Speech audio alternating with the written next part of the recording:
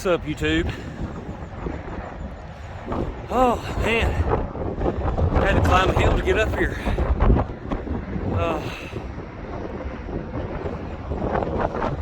I am in Texas.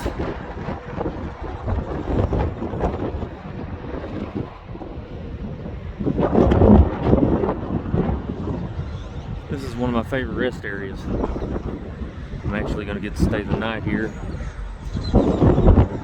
Man, look at all them windmills.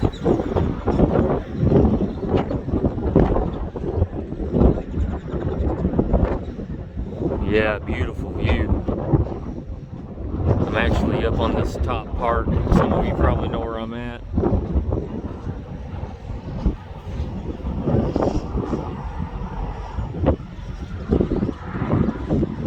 And if you don't yet, this might give it away.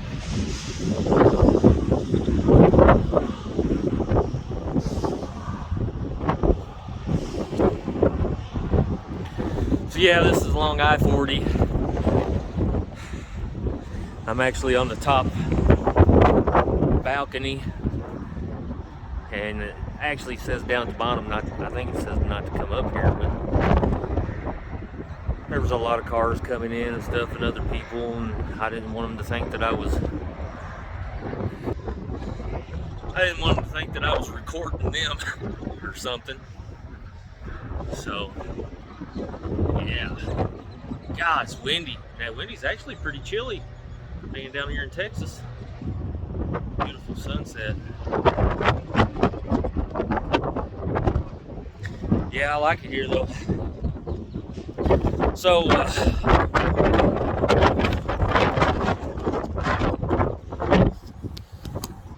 bought me a selfie stick. This makes it easier to get a good video like that. Plus I noticed I fell down this thing. I noticed when I was holding it in my hand and I would record myself, the phone would be too close. And I didn't like that, so this kind of gets you guys away from me a little bit. But yeah, I got here just in time to kind of see the sun going down. So kind of wanted to talk about a couple things. I learned a couple things today. One thing I learned was that if you want to put air in your tire when you're going through the inbound or outbound bay, it will cost you $12. I couldn't believe it. I told the guy I wanted some air in my tire when I was going through the outbound, and he said, "You don't want me to put air in your tire?" That's what you mean. He says, "I have to charge you $12. I said, "Whatever, dude. Quit playing. You're messing with me." He's like, "No, I'll have to charge you $12. He said, "That's what Prime does. If you want air in your tire, you better do it yourself." He said, "I'll give you the chuck and all that stuff. You have to do it yourself." I was like, "Dude, no, you're messing with me." He's like, "No, I'm serious." He's like, dead serious. If you want to pay $12, I'll do it for you. He said, "But if you want to save you $12, I suggest you do it yourself." And I said, "All right." So he gave me the air chuck and the tire gauge, and I put air in my tire myself. I thought that was a little funny, but and the other thing I learned today, second thing I learned today, was that I after being Prime for 2 years, you get a ring.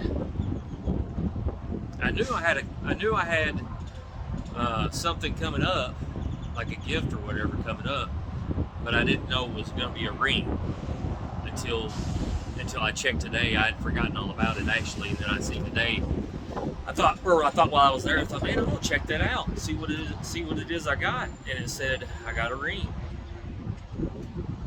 So I went in. They sized my finger that I wanted it on, and she said it'll take 3 months to get it. They're going to engrave my initials on it. Now I'm sure some of you may have already received your ring. If you have, comment below. Tell me how it is. Is it a good ring? You know, is it a decent ring, or is it just one of them cheapos? I know it said on the thing said diamond, and I figure it's probably not a real diamond. But if it is, let me know. That's I love all my prime apparel, man. I got the thin jacket, the thicker jacket, the coat, the gold hat, embroidered hat, the silver embroidered hat, the regular just black prime hat. And I love all of it. I mean, I love sporting it. I go somewhere with, out to eat or over just a family's house to grill out and, have a family thing. I love sporting my prime stuff.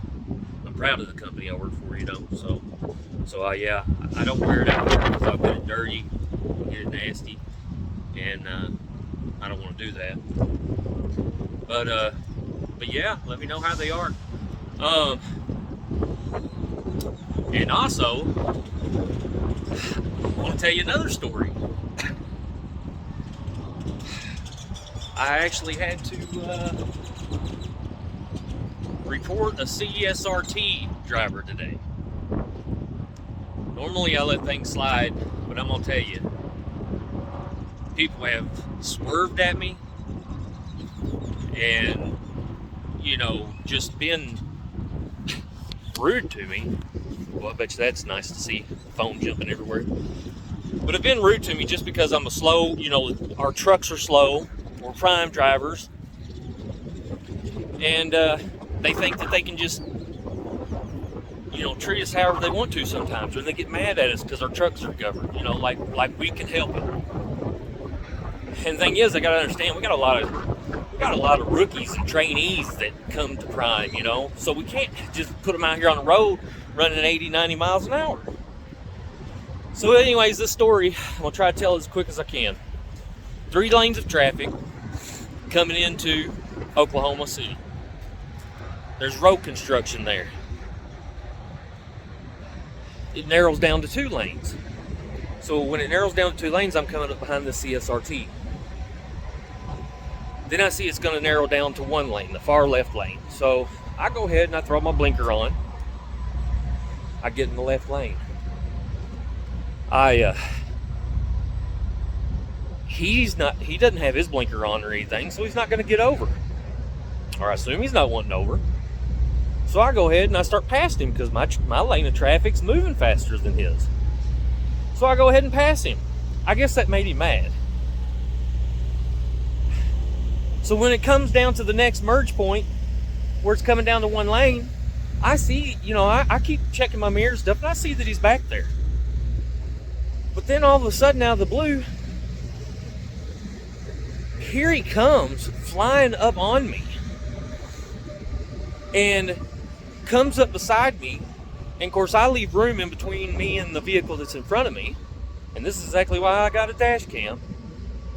But he just comes flying up, and he just throws his nose of his truck, pretty much his entire truck, tries to throw it in that gap. Of course, he's got a 53-foot trailer he's dragging behind him.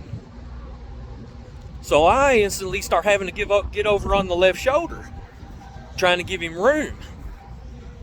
And then I realized that the merge is closing in faster than what I'm giving him enough room for. So I end up having to pretty much stop so that he wouldn't take my mirrors off or take my front end off. It's pretty ridiculous, honestly. And, he really could have. He could have took my front end off if I hadn't stopped. So, of course, right on the back of his trailer, there's a phone number. So I got my dash cam. I go, we go up a little ways. I pull over. I get the number. I get the trailer number. I call in at CSRT, and I tell them, I say, hey, I hate to do this, but this driver just bullied his way in between me and another vehicle. It wasn't safe. He could have got in behind me. The signs clearly said merge, because of road construction. And I think he was just mad because I'd went around him a little bit prior to that. If he'd have had his blinker on, I'm the type of person, man, I don't care. I'll give you room. I'm the type of person that in traffic, I'll leave plenty of room in between me and the vehicle in front of me so that cars can get in and out and move around and stuff. Or maybe I see a truck driver with their blinker on and I'll let them over. I mean, I'm just that type of person. We're in traffic. We're in traffic. Where are we going to go? We're not in any hurry. I wasn't in any hurry. You know, if he had been up kind of in front of me and he had a blinker on, I would have let him over anyway. So for him to do that, I mean, that was just rude. So I did. I called in at CRST and I told him, I said, you know, you have an unsafe driver on the road. And, you know, I've got him on dash cam, you know, and of course they told me, said, well, keep an eye on him. And if anything else happens, call the police. I said, all right, you know. And he said, the guy said, I'm going to report it to the manager, fleet manager, because I told him I didn't have the truck number. He said, there's no worries. He was able to connect the trailer number with, you know, look him up through the trailer number. And so, I don't know, later on, that same CSRT was pulled over on the side of the road and was I don't know, had his flashers on, and then as soon as I passed him, he put his blinker on and he pulled out. So he was a little ways behind me, and I thought, he's mad because I called in on him, so maybe he's wanting to confront me about it. So I actually, the next loves, I went up and I pulled over and stopped because I didn't want no road rage crap going on. You know, that's what, you get another truck driver pulling up beside you and swerving at you, trying to hit you. They're not putting just their life and your life in danger. They're putting everybody else's life in danger. We had motorcycles on the road and stuff. That ain't, no. So I felt like the best thing to do is just pull over, and if you wanted to confront me, we could confront each other face to face. But you know, I'm not taking that chance of putting other people's lives in danger just because he wants to come up and try to ram me or run me off the road. Not doing it. But I got off the exit, he kept going. So I don't know, who knows, he might be here at this truck stop. But I don't know, man, if you let people get away with that, they're just going to continue to get away with it. So people can call me a snitch, whatever you want to call me. It doesn't matter, man. We're driving, you know, 80,000 pound vehicles out here. They're dangerous. You know, we should be more courteous than that. We should care more than that. We should take pride in our job and take the extra minute to slow down and think things through. You know, I mean, that's ridiculous. So if you want to call me a snitch, that's fine. I don't care. You ain't gonna bother me because I done what was right. And I suggest anybody else out here, you have problems, you know, like that, start turning them in, because it's just unacceptable to have drivers like that out here, because they're giving us a bad name too. They're giving their company a worse name, but they're giving truck drivers in general a bad name, and we don't need that. We need people out here that care. So I just wanted to tell you guys that. And also, I wanted to show you something else.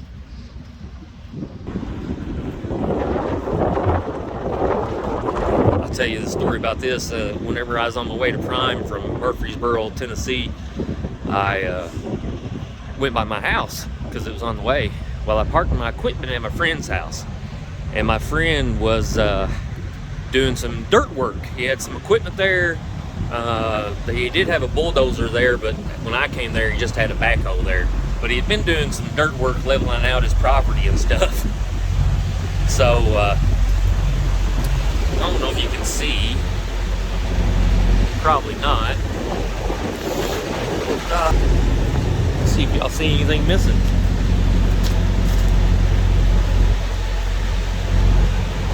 I'll just get under here.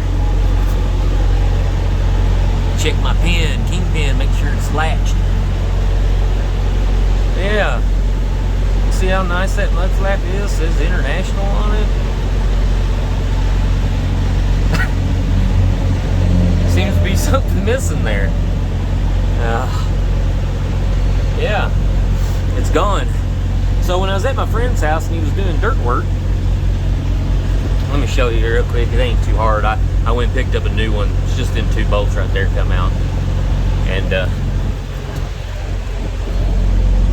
So I'm going to use my one and only tool that I have right now, crescent wrench.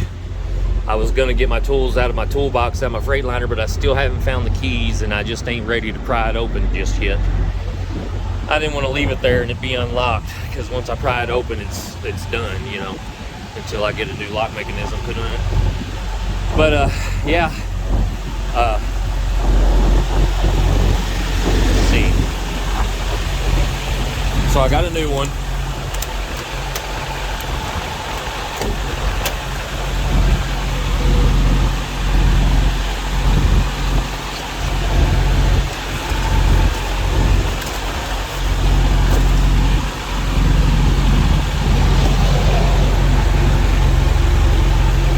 That's a nice new mud flap.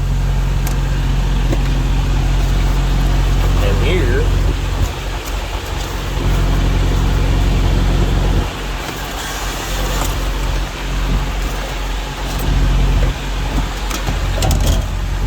is the nice new shiny hanger. Of course, it's special, had a 45-degree on it.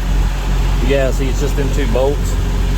I am gonna have to get a couple of bolts for the mud flap. I thought I had some, but I don't. So I'm gonna have to try to get a couple more bolts for that.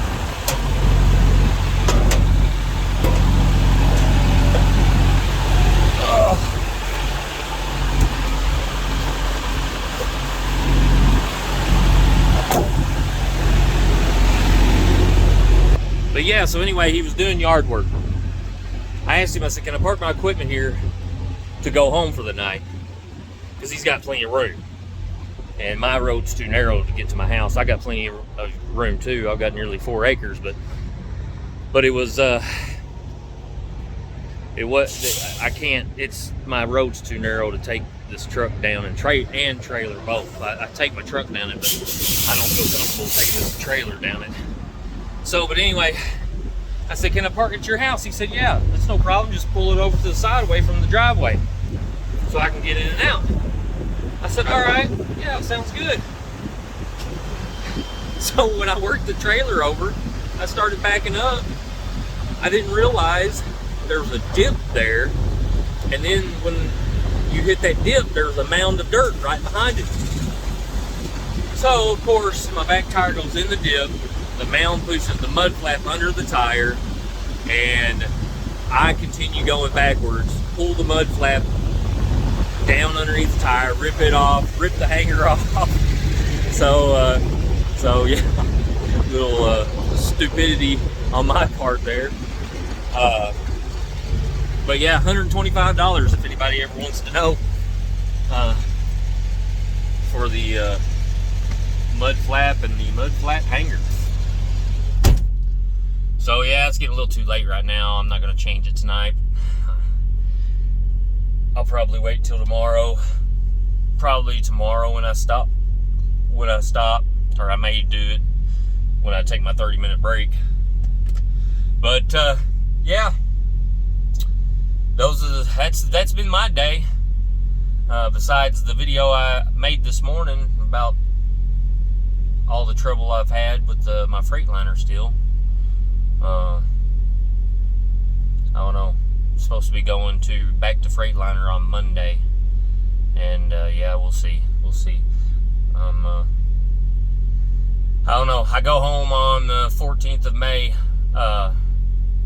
so then my wife's gonna come out on the road with me. So I don't know. We'll see how things go. Maybe I'll have it by then. Maybe in a different truck by then. May still be in this truck. Who knows? But all right, I appreciate you for watching, and as always, stay safe and stay alert.